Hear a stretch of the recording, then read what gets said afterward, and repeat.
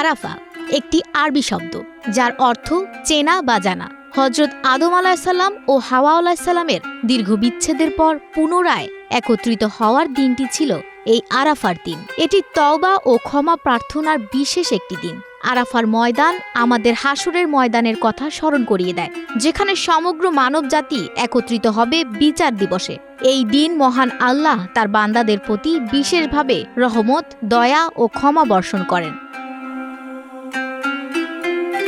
জিলহজ মাসের ৯ তারিখ হল পবিত্র আরাফা দিবস। এবারের হজে সৌদি আরবের জন্য এই দিনটি পড়েছে ৫ মে, বৃহস্পতিবার। যারা সৌদি আরবের বাইরে অবস্থান করছেন তারা নিজ নিজ দেশে চাঁদ দেখার ভিত্তিতে ৯ জিলহজ হিসেবে আরাফার রোজা পালন করবেন। আরাফা দিবসের রোজা মূলত একটি। সহিহ হাদিস অনুযায়ী এই একটি রোজার মধ্যেই আল্লাহ তাআলা বান্দার আগের ১ বছর এবং পরের ১ বছরের গুনাহ মাফ করে দেন। সহিহ মুসলিম ১১৬২ নম্বর হাদিসে রাসূলুল্লাহ সাল্লাল্লাহু আলাইহি ওয়াসাল্লাম বলেন, আরাফাতের দিনের রোজার বিষয়ে আমি আল্লাহর কাছে প্রত্যাশা করি যে তিনি আগের ১ বছরের এবং পরের ১ বছরের গুনাহ ক্ষমা করে দেবেন।